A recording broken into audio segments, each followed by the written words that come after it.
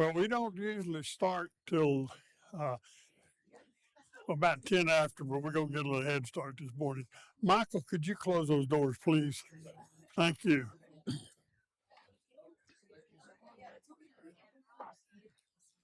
We're in chapter 12 of Romans.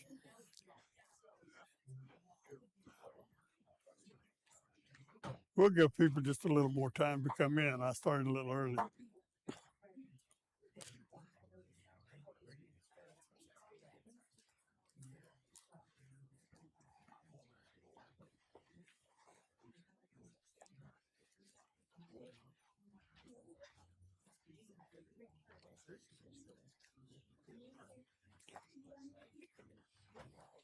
We were talking about in chapter 12 about spiritual gifts, and I mentioned to you that I believe a week ago that mine is not cold call, knocking on doors, inviting them to come to the church.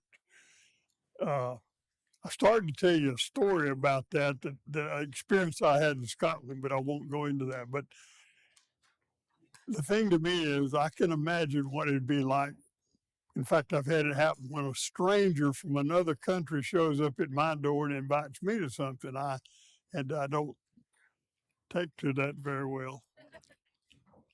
But Paul in chapter 12 starts talking about, first of all, he's dealing with how we live in the community and how we live within the family of God that we're parts of here. And he begins by saying, or it's a little further into the chapter that he says, as far as it depends on you, live at peace with everybody. That doesn't mean you can't defend yourself or make your case, but do so with kindness and gentleness so that you produce harmony rather than conflict. And so he's talking about how we interface within the community. This idea of spiritual gifts, God has given gifts to people, maybe everyone in his church, for the purpose of building up the community. Sometimes in churches, people are reluctant to use those gifts. They're reluctant to step forward, but it means a lot for you to do that. If you're gifted in some area, step forward and use that gift, for God has intended that for us to build up the church. When he deals with living in the community and living at peace with everyone, he then goes and is more specific about the church community that we're part of. We're a family. We're all sons and daughters that have been adopted by God as his children. So there is a family relationship there. We all have an inheritance from God waiting for us when this life is over.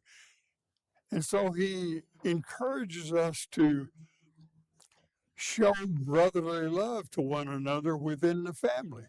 And I know when we're downtown and we see one of our members come in at the restaurant, there's a feeling that's a little different from somebody else coming in. So in that showing brotherly love, he goes through a whole list of things here, and I'm not going to dwell on them for a long time, but I have a purpose in going through these. If you'll indulge me a little bit, in this community, he says, be zealous. Don't be complacent or passive.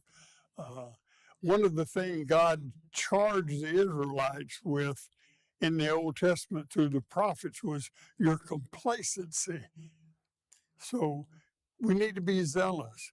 We need to keep our spiritual fervor. Now, that's not a word I use a lot.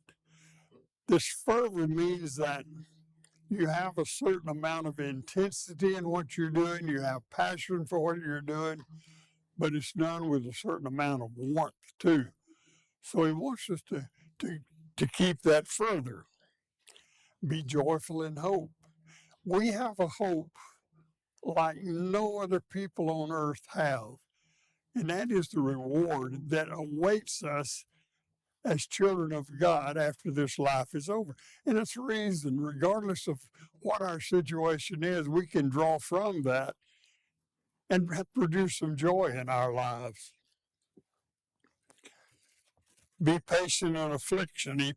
Paul here probably has in mind people that were being persecuted for being Christians.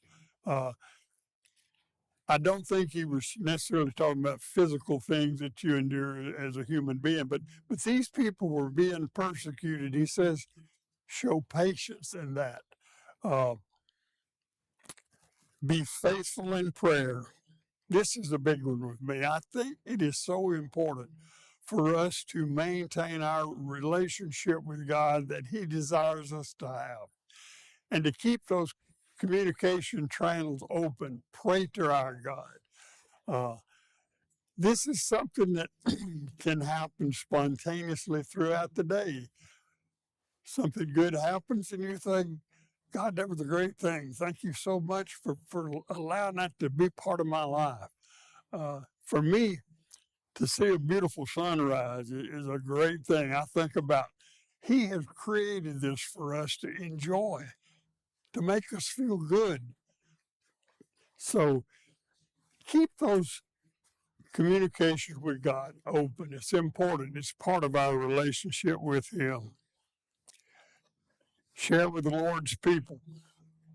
Practice hospitality. Hospitality was probably more important during Paul's time than it is really today, because people at that time depended on being invited in from the town square to spend the night with them, because there weren't Motel Sixes and Hiltons and things around for them to go and stay at. And some of the places that were available were not suitable for most Christian people. So he says, show hospitality.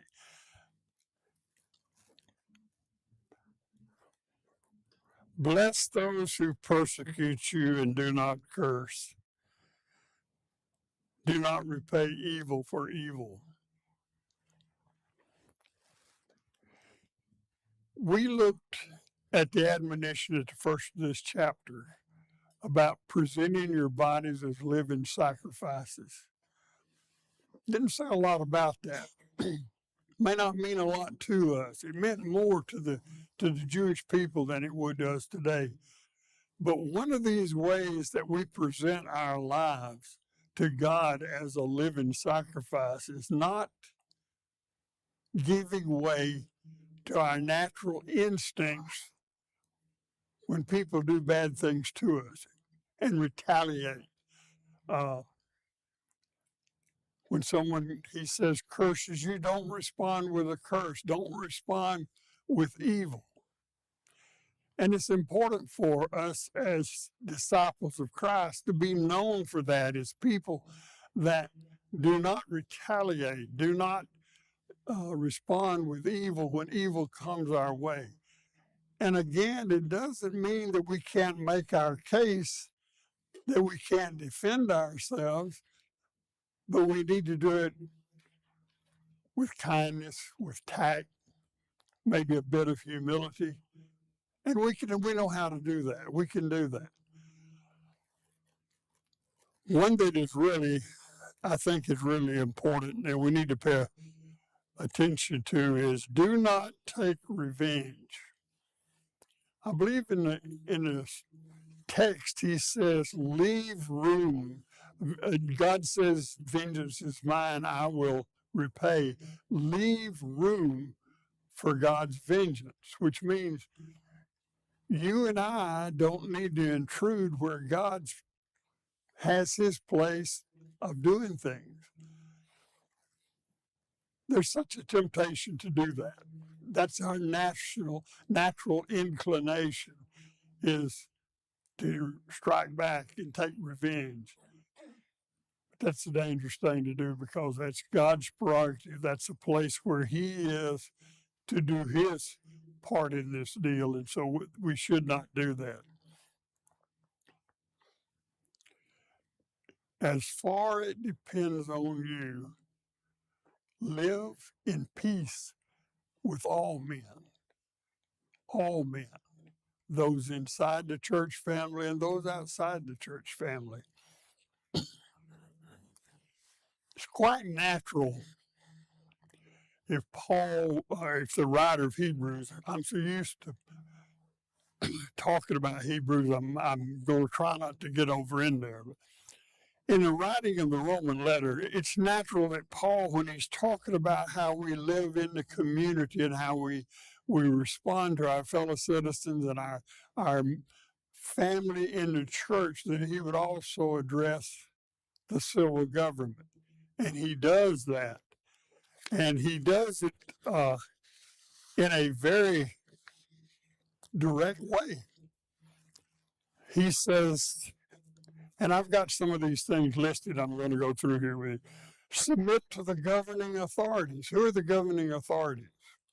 Well, that's all the way from the policeman on the beat to the governor of the state to the people who make laws in Washington. He says, submit to those governing authorities because God has instituted them.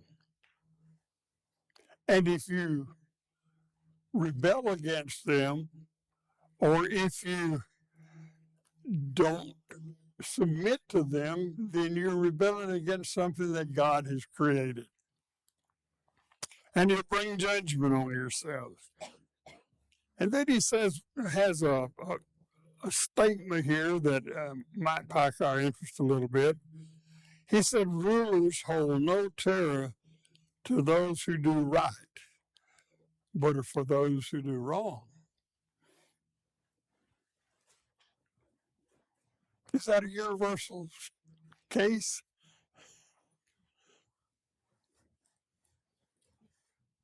What do you think? Wasn't at that time.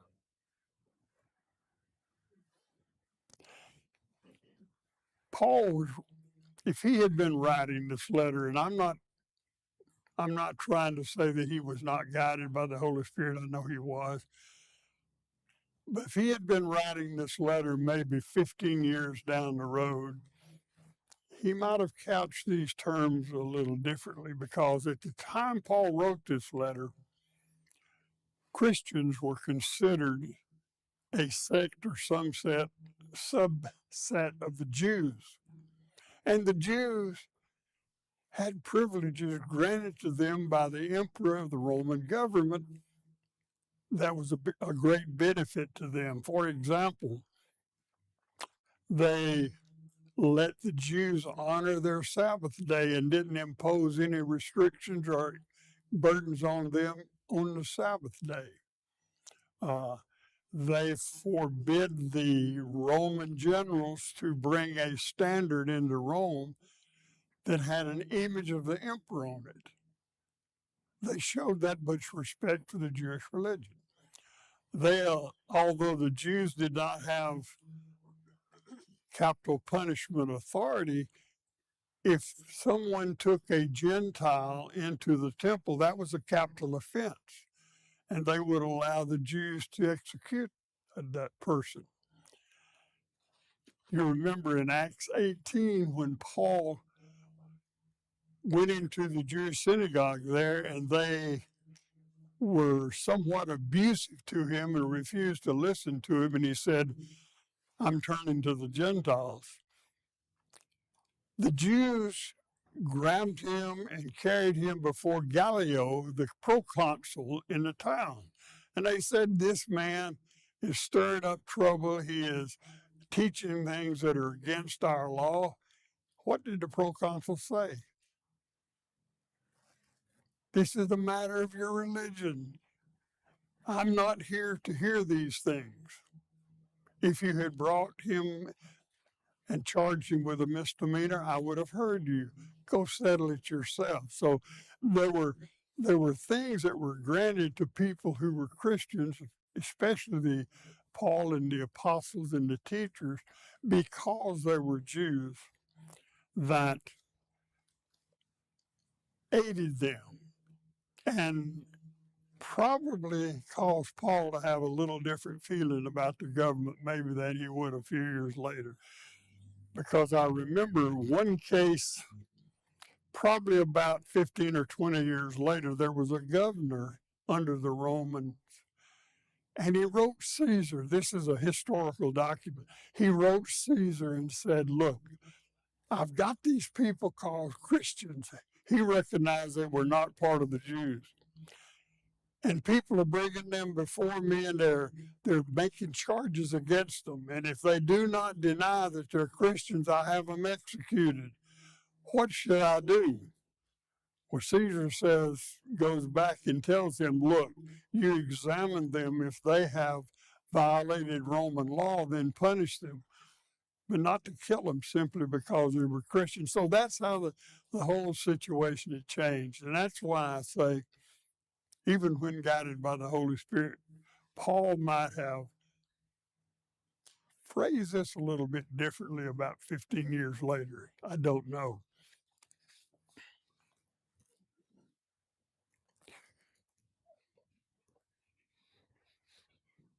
If you want to be free from those in authority, or you want to be free from fear of those in authority, do what is right, and you will be commended. He's God's servant to do you good.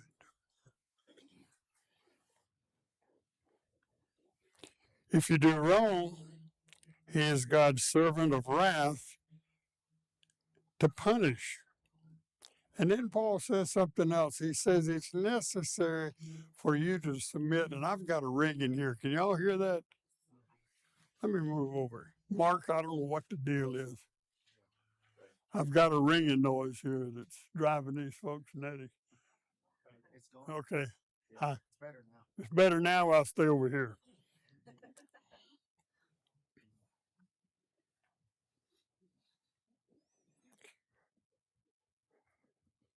He says it's necessary to submit for conscience sake. Our conscience is something we need to guard. We need to take care of it. And it's going, if you know that you should submit to these, if it just, your ordinary intelligence tells you, I need to submit to these rules, but you don't, then it's going to bother your conscience. And when we start eroding that conscience, that's a dangerous thing for us as people. Whatever we do in relationship to our government, Paul says we need to submit to it. When you fill out your tax forms, when you're adding up your contributions, all of these things don't violate the regulations of the government because these things have been established by God.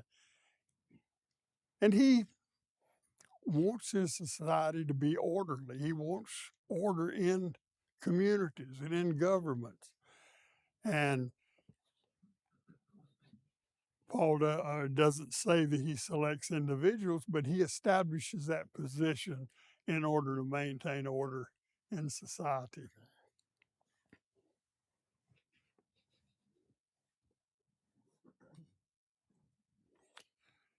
Finally, he says, give everyone what you owe him. And I'm sure he's referring back to our relationship with the civil authorities when he says that. Give to everyone what you owe him. If you owe taxes, pay your taxes. Revenue, pay revenue. Respect, give them respect. Honor, give them honor. I admit sometimes it's easier for me to pay taxes than to honor dishonorable people, but that's just life. If we owe honor, then honor. And we really need to be careful about how we respond to public officials, especially outside of our immediate family, because that is one thing that could cause more hurt and more destructive things than anything else is politics. And I'm probably one of the most apolitical people you'll find. I distrust them all equally.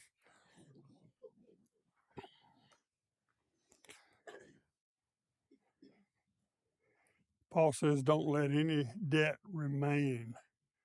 And here again, I think he's referring back to the discussion he's had about the authorities and public officials, except the continuing debt of love.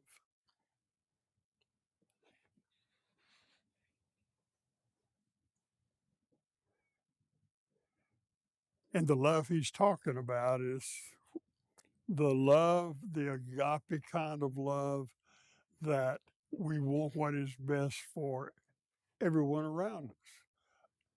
And that's going to bring peace. And Paul says, this fulfills the law. What law was he talking about? He was talking about the moral and relational laws in the law of Moses. To love your neighbors yourself fulfills that law.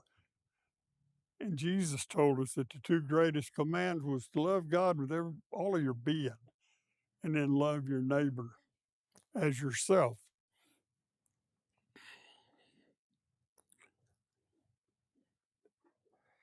He makes a statement here. He says, night is nearly over and day is almost here, so don't pursue evil.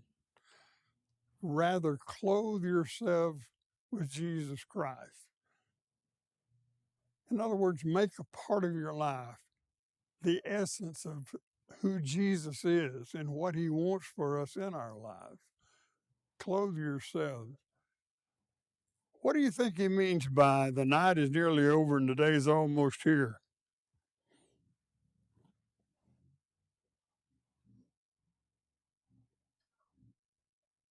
It's not really clear to me what he has in mind there. Anybody have any ideas? It could be a local condition that he's referring to that we don't know anything about, or it could be that there's an expectation that Jesus will return immediately or shortly, and therefore that's what he's referring to. I'm not really sure what Paul has in mind there.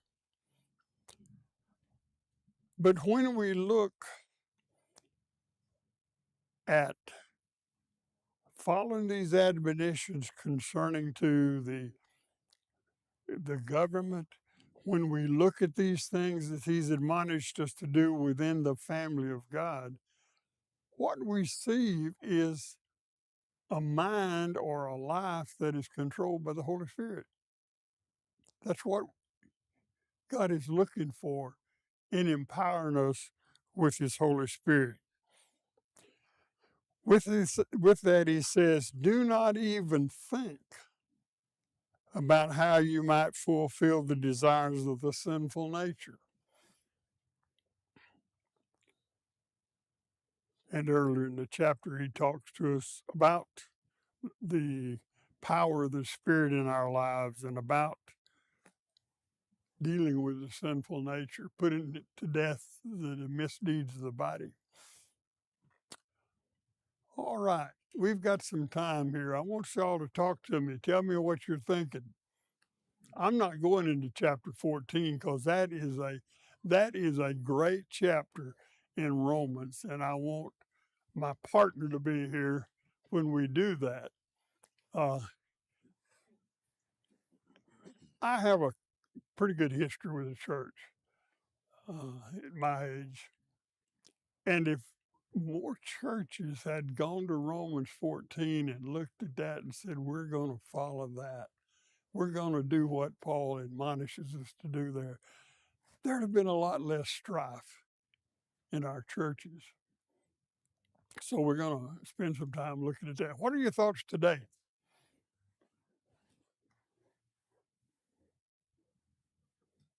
No thoughts? I think in this world we live in right now, where you know, uh, Democrat, Republican, right? Um, you you can't turn the TV on without if you turn to a Senate hearing or a congressional hearing or something, it's just constant bickering, right? Absolutely. And it's I tend to watch other foreign countries hearings and whatnot just because I guess it's on my algorithm, and it's amazing to me how hateful ours is, the United States is, compared to everybody else's. Um, you know, the United Kingdom met to talk about what's going on, and there was back and forth, but a lot of it was laugh. You know, there was some laughing involved and tongue in cheek jabs and whatnot. But when you look at where we're at, I mean, it is just it's so hard to um, see that we're a country that was founded, you know, um, with God as our leading, Yeah. our leader, right? Because our leaders are so far from that. It is and it is hard to, yeah, it's like you said, I don't know, who to trust, right? You know, you brought up taxes. I mean, I don't really let taxes get me down. It is what it is. But when you see so much going on in our government and the way they're spending our money, right? You kind of get to where that hate, that anger can kind of build up in you, right? Of like these people, Yeah.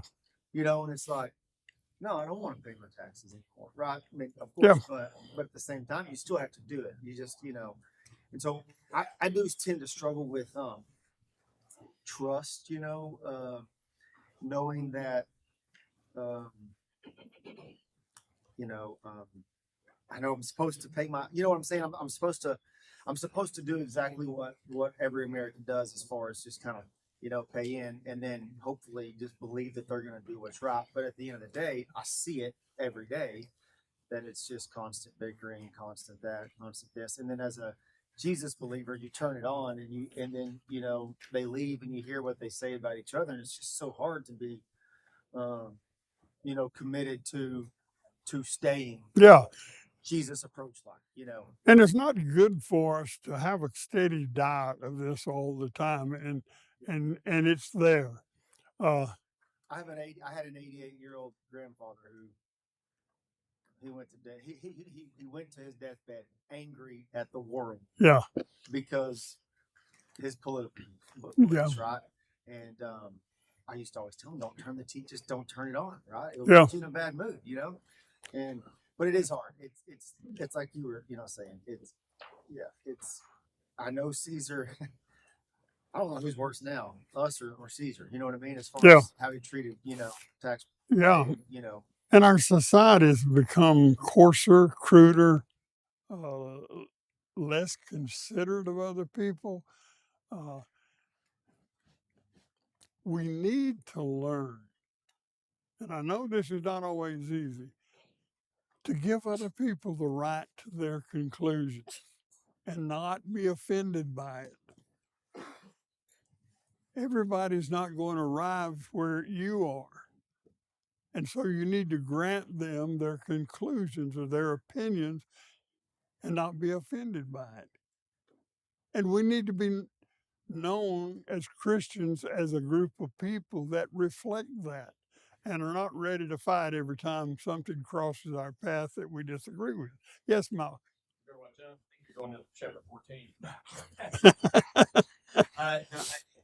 One thing that always encourages me when you look back at the Old Testament, we talk about subjecting ourselves to authorities, and you look at what to us are very bleak times of the life of Israel and in history, and there's always people who are faithful, even in spite of that. Yes. And I think that should be our goal, is that no matter what is going on around us, we're part of that.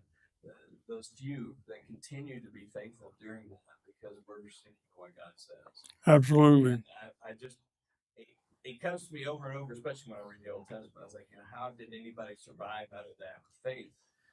And they did, because there were those who loved God and he continued to do Yeah. it right. Yeah.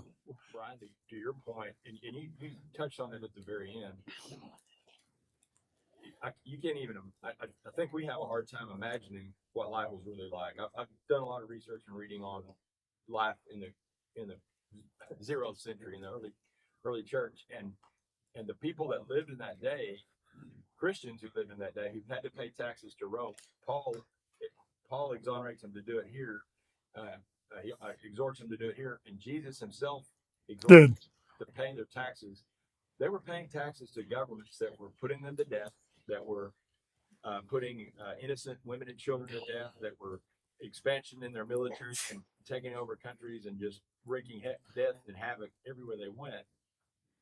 These Christians were being called to send their taxes to Rome, right? To do, but not to do that, but to do what was good for their heart, their conscience. Their taxes no longer are theirs. That money that they put into that plate is no longer theirs. Right. That was one point. I mean, it's hard to. We are so offended by how our money is spent, but whose money is that? It's not my money. The one that's offended is God when that money is spent in that manner, and we've got to make room for God's wrath, right? Not our own. The Right. second point, it as Christians, I probably shouldn't go down this road, but as Christians, when we go to the polls, we have choice between individuals, and if we've done our research, there's probably a chance that one of these individuals might be of higher moral character than another. But the other one's views of money and expenditures aligns more with what I think should be done in expenditure. So when we cast a vote, if we continue to cast votes for people who perpetuate this disunity and this type of behavior, if we keep voting for those folks because, oh well, man, they're not maybe great moral character, but they're great for us politically, then we are completely missing what Paul is calling us to do. Yeah. And I'm not making judgment, Democrat or Republican there at all. No, I see what you're saying. Yeah. And person that we want in leadership. And if their expenditures don't exactly line up with our thoughts, well then maybe we need to prayerfully consider that we need to have, if we want to have honest politicians, we're going to have to vote for honest politicians. And we continue to vote for people we know are dishonest. Yeah. By their records, by their own statements. We live in a time where we participate in the government by voting. You go here to what Paul says, and you can be very dogmatic about how we live today, but we have a right to take our officials to court. Does that violate what Paul is saying there?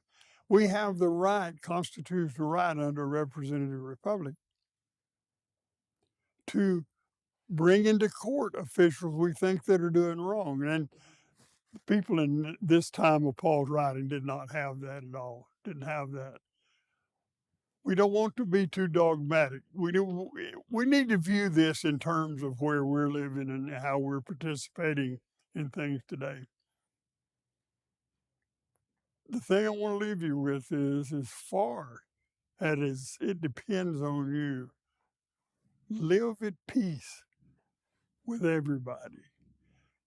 You're not called to be a Casper milquetoast. You can make your point, but live at peace. Do so in a way that does not engender strife. We're going to get out a little early because I said I didn't want to go in 14. Thank you very much.